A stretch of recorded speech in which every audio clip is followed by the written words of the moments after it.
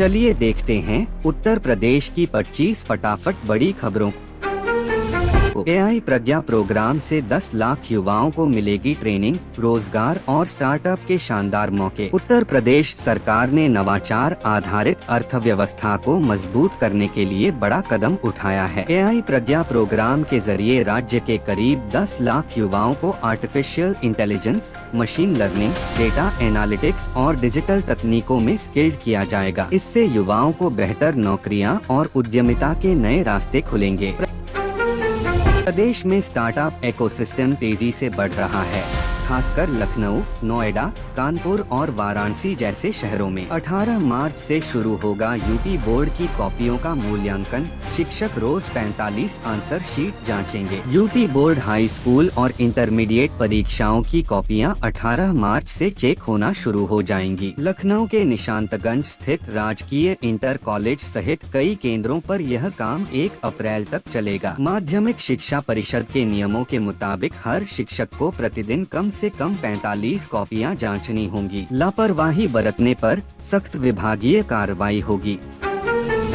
Aligarh defence corridor में जल्द शुरू होगा बुलेट प्रूफ जैकेट और एआई ड्रोन का उत्पादन। अलीगढ़ के अंडला नोड वाले डिफेंस कॉरिडोर को रक्षा उपकरणों का बड़ा हब बनाने की तैयारी तेज है। यहाँ पहले से 300 प्लस रक्षा उत्पाद बन रहे हैं। अब बुलेट प्रूफ जैकेट और आर्टिफिशियल इंटेलिजेंस आधारित ड्रोन के निर्माण की प्लानिंग अंतिम चरण में है। मार्च अंत या अप्रैल से नई इकाइयों में उत्पादन शुरू होने की संभावना है। स्थानीय निर्माताओं से लगातार संपर्क में हैं अधिकारी। पिंक रोजगार महाकुंभ में महिलाओं को विदेशी नौकरियों का बड़ा अवसर, 1.25 लाख तक सैलरी। 8 मार्च को अंतर्राष्ट्रीय महिला दिवस पर लखनऊ के इंदिरा गांधी प्रतिष्ठान गोमती नगर में पिंक रोजगार महाकुंभ 2026 फीट का आयोजन होगा। ITI, डिप्लोमा, मेडिकल और अन्य योग्यता वाली महिलाओं 18 से 40 वर्ष के लिए 171 प्लस पदों पर इंटरव्यू होंगे। चयनित उम्मीदवारों को विदेश में नौकरी मिल सकती है, जिसमें मासिक वेतन 1,15,000 रुपए तक हो सकता है। 50 प्लस कंपनियां हिस्सा लेंगी। हजारों प्लेसमेंट का लक्ष्य। 21 मई को लेखपाल भर्ती की मुख्य परीक्षा, 3.6 लाख अभ्यर्थी शामिल होंगे। उत्तर प्रदेश अधीनस्थ सेवा चयन आयोग की लेखपाल भर्ती की मुख्य लिखित परीक्षा 21 मई 2026 को एक ही पाली में होगी। 7,900 प्लस पदों के लिए करीब 3.6 लाख उम्मीदवार परीक्षा देंगे। केवल वे अभ्यर्थी शामिल हो पाएंगे जिन्होंने प्रारंभिक परीक्षा में निर्धारित कट ऑफ अंक हासिल किए हैं।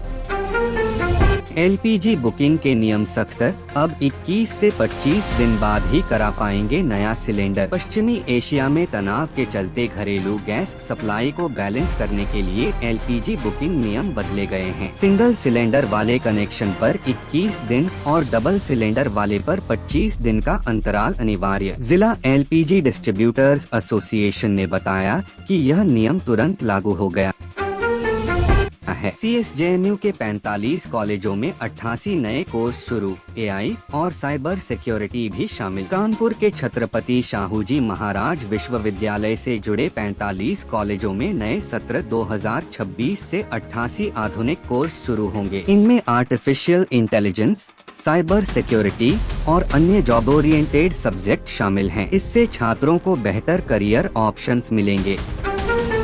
दरोगा भर्ती परीक्षा से पहले पुलिस अलर्ट, नकल माफिया और साल्वर गैंग पर नजर। उत्तर प्रदेश पुलिस भर्ती एवं प्रोन्नति बोर्ड की दरोगा भर्ती लिखित परीक्षा मार्च के 14 से 15 को 2-2 पालियों में होगी। नकल माफिया और साल्वर गैंग को लेकर पूरे राज्य में हाई अलर्ट है। सभी पुलिस कमिश्नरों और कप्तानों को निर्देश दिए गए हैं कि चिन्हित अपराधियों पर सतर्क नजर रखें और जरूरत पड़ने पर प्रिवेंटिव एक्शन लें।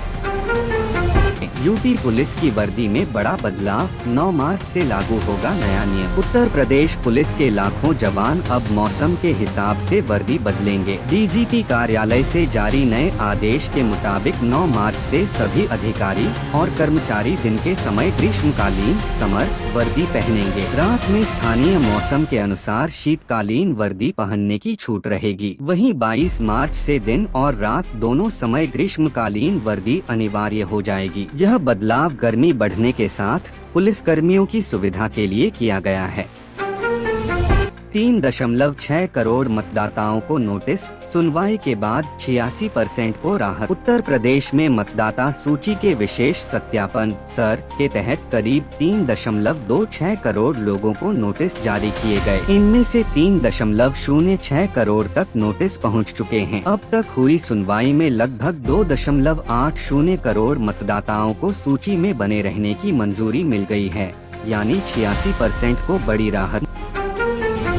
जेईई एडवांस में बड़ा बदलाव संभव, छात्रों की क्षमता के अनुसार सवाल पूछे जाएंगे। आईआईटी प्रवेश परीक्षा जेईई एडवांस के फॉर्मेट में क्रांतिकारी बदलाव की तैयारी है। आईआईटी कानपुर ने एडाप्टिव टेस्ट फॉर्मेट तैयार किया है, जिसमें सवाल छात्र की परफॉर्मेंस के आधार पर बदलेंगे। अगर कोई सवाल गलत होता है तो अगला आसान आएगा, सही होने पर कठिन। यह डायनामिक और एप्टीट्यूड बेस्ड होगा। आईआईटी रुड़की की मंजूरी से 2026 के आसपास पायलट टेस्ट होगा, जो भविष्य में पूरी परीक्षा को बदल सकता है।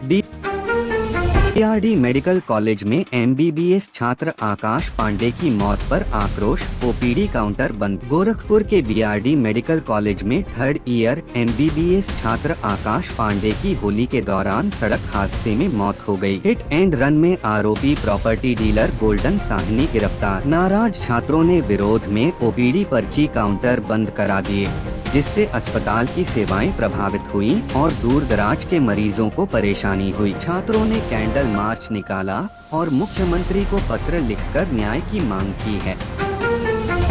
बीएचयू को 5 साल में 9.61 करोड़ का दान, स्कॉलरशिप और गोल्ड मेडल के लिए बड़ी मदद। बनारस हिंदू विश्वविद्यालय बीएचयू को पिछले 5 वर्षों में दान के रूप में कुल 9.61 करोड़ रुपए मिले हैं। यह राशि छात्रों को स्कॉलरशिप, दीक्षांत समारोह में गोल्ड मेडल, विभिन्न पीठों और मेमोरियल लेक्चर सीरीज के लिए इस्तेमाल हो रही है। वित्तीय वर्ष 2023 से 24 में सबसे ज्यादा 3.82 करोड़ का दान आया, जबकि 2022 से 23 में सबसे कम 59 लाख रुपए प्राप्त हुए। पूर्वांचल में साइकोजेनिक सिंड्रोम का बढ़ता खतरा, हर महीने बीएचयू में 200 मरीज। पूर्वांचल और बिहार के 10+ जिलों में बच्चों और महिलाओं में साइकोजेनिक सिंड्रोम, मनोवैज्ञानिक उत्पत्ति वाली बीमारी के केस तेजी से बढ़ रहे हैं। बीएचयू की न्यूरोलॉजी ओपीडी में हर महीने करीब 200 ऐसे मरीज आ रहे हैं। यह बीमारी मिर्गी जैसी लगती है, लेकिन असल में तनाव, मानसिक आघात और डिप्रेशन से होती है। लक्षणों में अचानक बेहोशी, शरीर में झटके, घबराहट, रोना चिल्लाना शामिल। डॉक्टर्स ने जागरूकता और मानसिक स्वास्थ्य पर जोर दिया है। T20 वर्ल्ड कप फाइनल के दौरान पूर्वांचल में नहीं कटेगी बिजली, विभाग हाई अलर्ट पर। ICC men's T20 world cup 2026 का फाइनल मैच रविवार 8 मार्च को अहमदाबाद के नरेंद्र मोदी स्टेडियम में खेला जाएगा। इस मैच को लेकर पूर्वांचल में बिजली विभाग पूरी तरह सतर्क है। पूर्वांचल विद्युत वितरण निगम लिमिटेड के मुख्य अभियंता ने वाराणसी, प्रयागराज, गोरखपुर, मिर्जापुर, आजमगढ़ और बस्ती मंडल के अधिकारियों को स्पष्ट निर्देश दिए हैं कि फाइनल के दौरान कहीं भी बिजली कटौती न हो। पूरी बिजली व्यवस्था सुचारू रखने के लिए विशेष टीमों को तैनात किया गया है, ताकि लाखों क्रिकेट प्रेमी निर्बाध मैच देख सकें।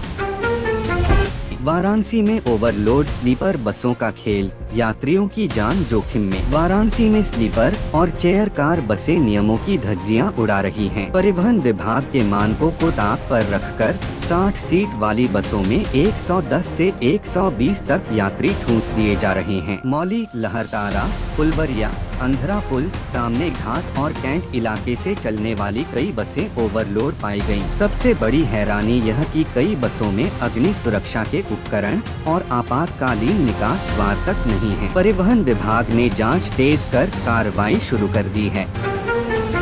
यूपी के हर गांव में तैयार होंगी ड्रोन दीदी, खेती में आएगी नई तकनीक की क्रांति। वाराणसी में काशी हिंदू विश्वविद्यालय के कृषि उद्योग प्रदर्शनी और किसान मेले में कृषि मंत्री सूर्य प्रताप शाही ने बड़ा ऐलान किया। उन्होंने कहा कि उत्तर प्रदेश के हर गांव में ड्रोन दीदी तैयार की जाएंगी, जो ड्रोन से खेती में छिड़काव, कीटनाशक और उर्वरक का काम आसान बनाएंगी। मेले में किसानों को नई तकनीक, योजनाओं और विकसित कृषि समर्थ भारत के संकल्प की जानकारी दी गई। मंत्री ने भरोसा दिलाया कि यूरिया समेत सभी खाद की पर्याप्त उपलब्धता है और जमाखोरी कालाबाजारी पर सख्त नजर रखी जा रही है। 19 मार्च को अयोध्या में राम नाम मंदिर की स्थापना करेंगी राष्ट्रपति द्रौपदी मुर्मू। अयोध्या में नव संवत्सर चैत्र शुक्ल प्रतिपदा के अवसर पर 19 मार्च को भव्य धार्मिक कार्यक्रम होगा। राष्ट्रपति द्रौपदी मुर्मू राम मंदिर परिसर पहुंचकर श्री राम यंत्र और राम मंदिर की स्थापना करेंगी। यह कार्यक्रम सुबह 9 बजे से शुरू होगा, जिसमें काशी, अयोध्या और दक्षिण भारत के 51 वैदिक आचार्य वैदिक अनुष्ठान संपन्न कराएंगे। करीब 5000 से अधिक विशिष्ट अतिथि शामिल होंगे। राम नवमी से पहले यह आयोजन खास महत्व रखता है। डिप्टी सीएम केशव मौर्य के हेलीकॉप्टर की इमरजेंसी लैंडिंग, अखिलेश का तंज भरा बयान। उत्तर प्रदेश के उप मुख्यमंत्री केशव प्रसाद मौर्य शनिवार को एक बड़े हादसे से बाल बाल बचे। लखनऊ के ला मार्टस ग्राउंड से कौशाम्बी जा रहे उनके हेलीकॉप्टर में उड़ान भरने के करीब 15 मिनट बाद कॉकपिट में धुआं भर गया और डिस्प्ले बंद हो गया। पायलट ने तुरंत एटीसी को सूचित कर लखनऊ एयरपोर्ट पर इमरजेंसी लैंडिंग कराई। सभी लोग सुरक्षित रहे। इस घटना पर सपा अध्यक्ष अखिलेश यादव ने कहा कि उन्हें नया हेलीकॉप्टर नहीं मिला होगा, लेकिन गंभीरता से कामना करते हैं कि वे स्वस्थ रहें। साथ ही उन्होंने राजनीतिक तंज कसते हुए कहा कि भाजपा में नीतीश कुमार को रिटायर कर दिया गया है। महिला दिवस विशेष। यूपी में 9600 से ज्यादा महिला संचालित स्टार्टअप उद्यमिता में नई ऊंचाई। अंतर्राष्ट्रीय महिला दिवस के मौके पर उत्तर प्रदेश में महिला सशक्तिकरण की मजबूत तस्वीर सामने आई है। प्रदेश में वर्तमान में 9600 से अधिक महिला संचालित स्टार्टअप सक्रिय हैं और यह संख्या 30% की वार्षिक वृद्धि दर के साथ तेजी से बढ़ रही है। टेक्नोलॉजी, एग्रीटेक, हेल्थ केयर और सेवा क्षेत्रों में महिलाएं नवाचार कर नई पहचान बना रही हैं। योगी सरकार के यूपी स्टार्टअप फंड और निधि योजना से 900 प्लस महिला स्टार्टअप्स को फंडिंग मिली है, जिसमें हाल ही में 25 को विशेष सहायता दी गई। धरने पर बैठे पंकज धवरिया की मुश्किलें बढ़ी, 2 नए मामलों में एफआईआर दर्ज। हाथरस के कंचन नगर में पिछले कई दिनों से यूजीसी के नए नियम और SC/ST एक्ट वापस लेने की मांग को लेकर धरने पर बैठे राष्ट्रीय सवर्ण परिषद RSP के राष्ट्रीय अध्यक्ष पंकज धवरिया की परेशानियां बढ़ गई हैं। अब उनके खिलाफ 2 नई एफआईआर दर्ज की गई हैं। एक प्रधानमंत्री का पिंडदान करने और दूसरी हरियाई अस्पताल की जमीन पर अवैध कब्जे के आरोप में। धरना 26 दिनों से जारी है, जहां पुलिस नजरबंदी जैसी स्थिति बनाए हुए है। बरेली में अतिक्रमण हटाने पर हंगामा, व्यापारियों ने निगम टीम को घेरा। बरेली में सीएम ग्रिड परियोजना के तहत सड़क चौड़ीकरण और निर्माण कार्य के लिए नगर निगम की टीम शनिवार को कोहड़ापीर से धर्मकांटा चौराहे तक बुलडोजर लेकर पहुंची। भारत सेवा ट्रस्ट के सामने अतिक्रमण हटाने की कार्रवाई शुरू होते ही व्यापारियों ने जोरदार विरोध किया। टीम का घेराव कर हंगामा मचा दिया। निगम ने पहले नोटिस जारी किए थे, लेकिन व्यापारियों ने आरोप लगाए कि यह कार्रवाई पक्षपातपूर्ण है। स्थिति को काबू में करने के लिए अतिरिक्त पुलिस बल बुलाया गया।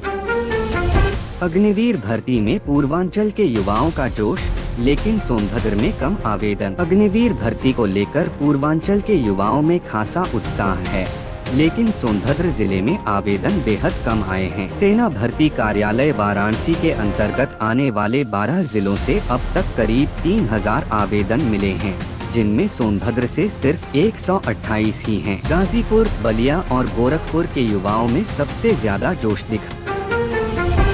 अगली रैली 11 मार्च से बरेली में शुरू होगी। यूपी में फार्मर रजिस्ट्री की तारीख बढ़ी, अब 15 मार्च तक करा सकेंगे रजिस्ट्रेशन। किसानों के लिए बड़ी राहत की खबर है। उत्तर प्रदेश सरकार ने फसल बीमा या अन्य योजनाओं के लिए फार्मर रजिस्ट्री, किसान आईडी की अंतिम तिथि बढ़ाकर 15 मार्च कर दी है। कई किसानों की आईडी नहीं बन पाने के कारण यह फैसला लिया गया। कृषि और राजस्व विभाग की टीमें ग्राम स्तर पर अभियान चला रही हैं, ताकि अधिक से अधिक किसान रजिस्टर्ड हो सकें। घाटमपुर में डीएडीसीपी ने सुनी जन समस्याएं।